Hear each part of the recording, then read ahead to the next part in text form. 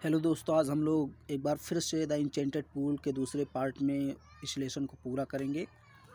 और मैंने आपको शायद voice and wept, he lifted his voice and wept, उसने अपनी आवाज़ उठाई और रोने लगा, यहाँ तक पढ़ा दिया था।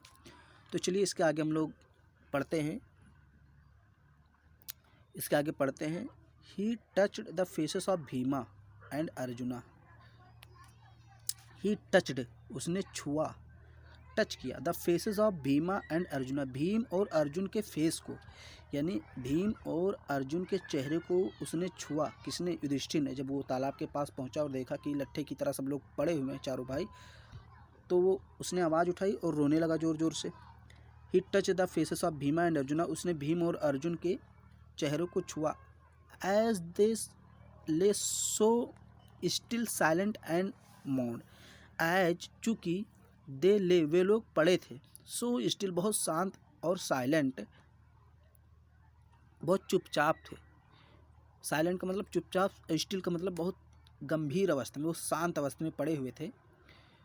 एंड मौन, तो वो रोने लगा, यानी दुख व्यक्त किया, चिल्लाया, दुस थोड़ा सा हम कह सकते हैं उस दुख को देखकर, जब वो लोग पड़े हुए थे शांत, तो थोड़ा सा उसे एक मौन का मतलब होता है उदास हो जाना, थोड़ा सा वो उदास हो गया और उसने थोड़ा सा आप कह सकते हैं दिल ही दिल में थोड़ा सा दुख व्यक्त किया और सोचने लगा।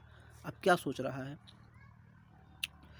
Was this to be the end of all our vows, क्या ये हमारी सभी प्रतिज्ञाओं का अंत है? मतलब वो सोच रहा था कि क्या हमारा जो हम प्रतिज्ञा लेकर निकले थे घर से, क्या हमारी सभी प्रतिज्ञाओं का अंत हो गया? मतलब युधिष्ठिर को लग रहा था कि उसके भाई अब वापस नहीं आएंगे। Was this to be the end of all our vows, vows का मतलब होता है प्रतिज्ञा, वो का मतलब प्रतिज्ञा, तो क्या ये हमारी सभी प्रतिज्ञाओं का अंत था? वो सोच रहा है Yudhishthir. Just when our exile is about to end, जब हमारा वनवास समाप्त होने वाला है। अब जब हमारा वनवास, एग्जाइल का मतलब वनवास, अब जब हमारा वनवास समाप्त होने वाला है। You have been taken away, तुम लोग चले गए, यानी अपने भाइयों से कह रहा है दुख में कि अब जब हमारा वनवास समाप्त होने वाला है, हम लोग घर जाने वाले हैं, तब तुम हमें छोड़कर चले गए। Even the gods have forsaken me in my misfortune, even यहाँ तक कि द गॉड्स हैव फॉरसेकन, भगवान ने भी छोड़ दिया है, मी मुझे, इन माई मिसफॉर्च्यून मेरे दुर्भाग्य में। आप लोग तो चले ही गए, यहाँ तक कि भगवान भी हमें छोड़ गया, कैसा दुर्भाग्य हमारा।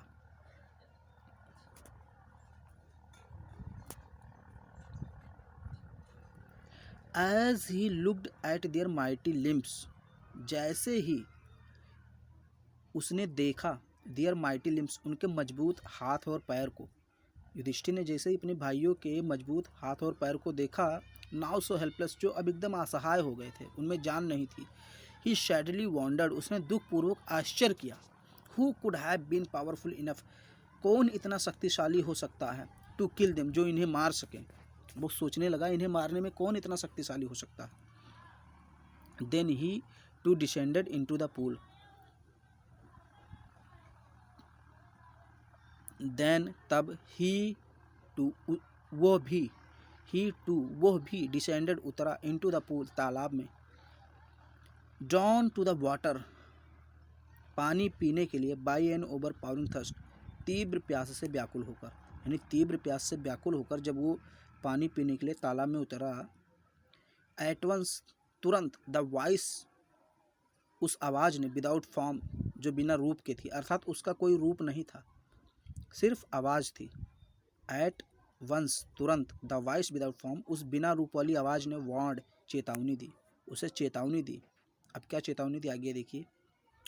योर ब्रदर्स डाइड, तुम्हारे भाई मर गए हैं, बिकॉज, क्योंकि, they did not heed my words, उन्होंने मेरे शब्दों पर ध्यान नहीं दिया, मेरे शब्दों को नहीं सुना।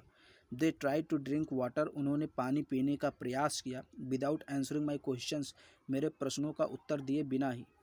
तुम्हारे भाई मर गए हैं क्योंकि उन्होंने मेरे शब्दों पर ध्यान नहीं दिया, मेरे बातों पर ध्यान नहीं दिया, और उन्होंने मेरे प्रश्नों का उत्तर दिए बिना ही पानी पीने का प्रयास किया। ये कौन कह रहा है? बिना रूप वाली आवाज़ कह रही युधिष्ठिर से। डोंट फॉलो उन्हीं की तरह तुम भी मत करो, उनका अनुसरण मत करो, मतलब उन्हीं की तरह तुम भी ना करो। आंसर माई क्वेश्चंस फर्स्ट, पहले मेरे प्रश्नों का उत्तर दो। एंड और देन तब, you can quench your thirst, तुम अपनी प्यास बुझा सकते हो। क्वेंच का मतलब होता है प्यास बुझाना। Then you can quench your thirst, तब तुम अपनी प्यास बुझा सकते हो। This pool belongs to me, ये तालाब मुझसे संबंध रखता है, यानी ये तालाब मेरा है, मुझसे संबंधित है। It did not take Yudhishthira a moment to understand that these words could be none other than the words of Yaksha. It did not take Yudhishthira ने नहीं लिया ए मोमेंट, एक क्षण, टू अंडरस्टैंड, ये समझने में, दैट की these words could be none other than the words of Yaksha, कि ये वर्ड जो हैं यक्ष के अलावा और किसी के नहीं हो सकते हैं। These words could not be none, ये वर्ड्स नहीं हो सकते अदर देन किसी और के, द वर्ड्स ऑफ यक्षा, यक्ष के वर्ड के अलावा। जब युधिष्ठिर ने ये सुना तो उसको समझने में एक मिनट भी नहीं लगा, एक मोमेंट भी नहीं लगा। ही डिड नॉट टेक, उसने नहीं लिया, युधिष्ठिर यानी युधिष्ठिर ने, it did not take Yudhishthir, Yudhishthir ने नहीं लिया ए मोमेंट, एक क्षण, टू अंडरस्टैंड, ये समझने में, दैट की दीज कुड बी नन, ये हो सकता है, यानी ये वर्ड हो सकता है, नन नहीं, अदर देन की अपेक्षा, द वर्ड्स ऑफ यक्षा, यक्षा की अपेक्षा, यानी यक्षा के शब्द की अपेक्षा ये और किसी के वर्ड नहीं हो सकते। वो तुरंत समझ गया, यक्षा तुरंत समझ गया कि ये वर्ड जो है यक्षा के हैं और किसी का नहीं हो सकता। एंड गेज्ड, और उसने गेज किया, मतलब अंदाज़ा लगाया, what had happen to his brothers, कि उसने भाइयों को क्या हुआ था। उसने तुरंत अंदाज़ा लगा लिया कि उसके भाइयों को आखिर हुआ क्या है।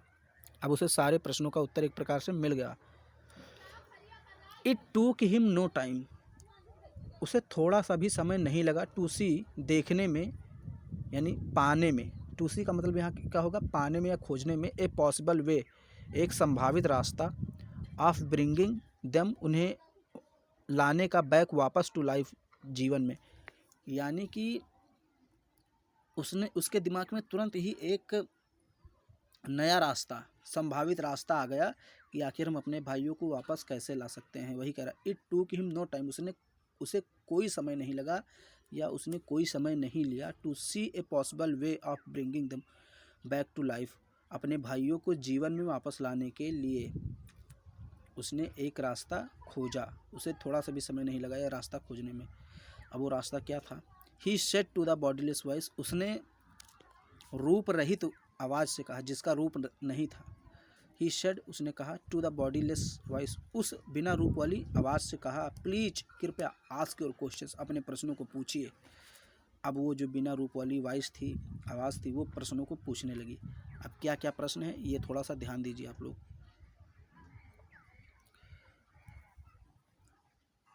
पहला क्वेश्चन है, the voice put questions rapidly one after another, यानी कि आवाज़ ने एक एक करके प्रश्न पूछना शुरू कर दिया। पहला क्वेश्चन क्या था? What rescues man in danger, what rescues, क्या बचा लेता है, मैन, आदमी को, इन डेंजर, खतरे से। जब आदमी खतरे में होता है तो उसे कौन बचाता है? What rescues a man in danger, आदमी को खतरे से कौन बचाता है, खतरे में कौन बचाता है? करेज, युधिष्ठिर ने आंसर दिया, करेज, साहस, आदमी को खतरे से साहस बचा लेता है। यदि आदमी के पास साहस है तो वो बच जाएगा। पहले प्रश्न का उत्तर युधिष्ठिर ने दे दिया। दूसरा क्वेश्चन पूछता है, वॉइस जो आवाज़ थी वो दूसरा क्वेश्चन पूछता है, by the study of which science, किस विज्ञान को पढ़ करके, यानी किस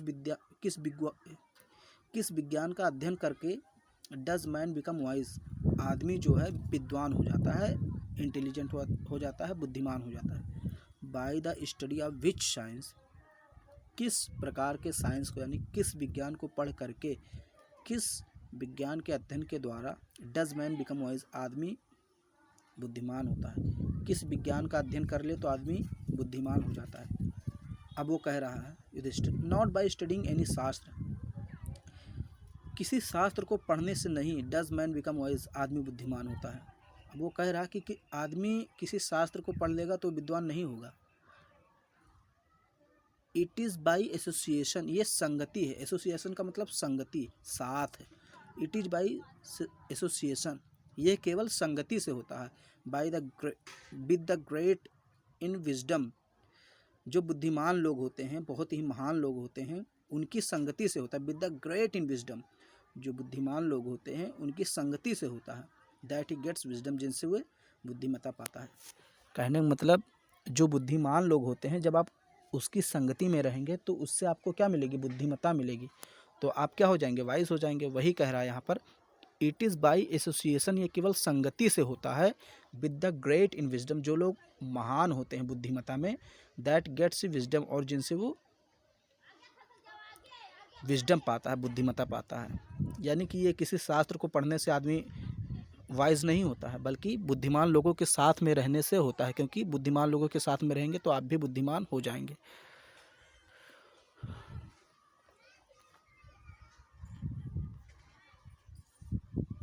ओके दोस्तों,